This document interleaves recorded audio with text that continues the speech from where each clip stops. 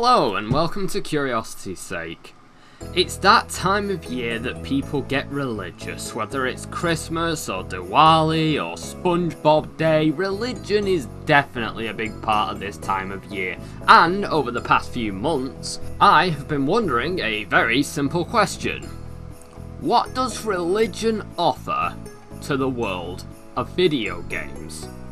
Okay, now we've all seen Bible Adventures and other NES classics, but what about other religions? What about Islam, Hinduism and Sikhism?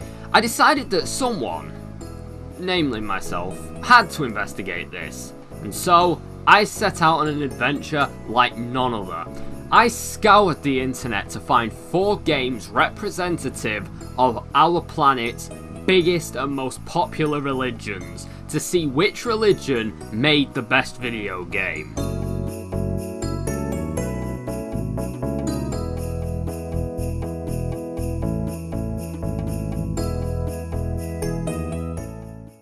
So the third game that I decided to play was actually made by the Sikh community. Oh huzzah!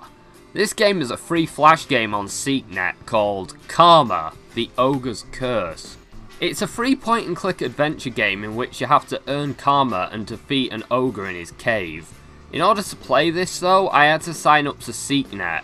I didn't want to deceive anyone by pretending to be something that I wasn't, but through doing this I might have signed up as a girl by accident. Oops. Anyway, the game opens up with the ability to pick your own name based on certain traits. However, none of them really fit me. I eventually went for Deathless Queen of Justice. I feel that sums me up quite nicely. So the game opens up with you stuck in this shack with Sikh Uncle Bill from Kirk Cameron Saves Christmas. Who the fuck is this fat homeless fuck? Oh yeah, it's my Uncle Harry. I do love that you can call him worthless to his face, to which he'll threaten to beat you. And his roars hurt my head. Hey, I'm talking to you. Oh, it is my curse to look after such a worthless... No, it is my curse to live with a worthless uncle. I think I just got more heavy karma. Oh, Shaitan, you little demon, I will beat you for that. Oh, and you also get more dark karma, so I have to balance it by doing something nice. It's at this point that the game sort of breaks on me. Shit. So I reset the game and I'm back where I was, which is nice. Anyway, I decided to help him by bringing his purple medicine. Oh, and I also insulted him, and he threatened to beat me again. Finally, you found the extra glass. If it were a snake, it would bite you. I wish a snake would bite you, you miserable old man. I think I just got more heavy karma. Oh, shh. I will beat you for that. Maybe I should try something else. I try giving it to him, and the washed up old fuck up drops it on the floor and spills it. So guess who has to concoct more of this strange purple shite? So the first objective is to make more purple stuff for drunk ass Uncle Harry. When did my life become this? So, you more or less have to click everything in the room to reveal what's here. It's sad that this is a better point and click adventure game than that shitty Miss Marple fucking shit that I played a few months back. This one actually has puzzles and is aimed at an audience with a mental age older than 5. Anyway, I have to cure his medical condition of being a fat drunken old wanker by looking for all these objects. I also have to light the fire and get the water back on, because apparently the water was shut off to stop Uncle Harry from yelling. I managed to find the measuring cup and some shit. Probably Harry's shit. So, it took me about half an hour to do all of this, making the potion and getting the stuff together, since I kept fucking up the damn potion. I was hoping that I could serve him the black liquid and poison him to death, sending him back to hell where he belongs, but sadly, this wasn't an option. I mean, what would I have lost? A little bit of karma at most? I mean, it's a worthy price to pay. So I escape, stealing his money, because apparently that's not wrong. Then I end up in the market with this doofy looking motherfucker. This merchant is, well, he's pretty weird to say the least. He only accepts cow shit as currency, he sells rubber bands as mobile phone accessories, and he also peddles crap for exorbitant prices. I have to say that this game already has 2 great characters as far as I'm concerned. I know that My Street tried pretty hard to have unique and weird characters, but I feel like this game has already done a great job of making 2 characters who I don't think I'll really forget anytime soon. I mean, they're both so fucking weird that they're kind of mesmerizing. I can tell that this is a project that had quite a bit of personal passion put into it. In all honesty, it looks good, sounds good, and it has some character to it. The acting is pretty hit and miss, and the puzzles are tedious as all fuck, but I think this might be my favourite game thus far. I find it confusing that everyone's called aunt and uncle. My theory is that it's kind of like how it is when I went to India, where all the children refer to you as big brother or big sister. It's like everybody in the village is related to give them a sense of communal value, and I respect that.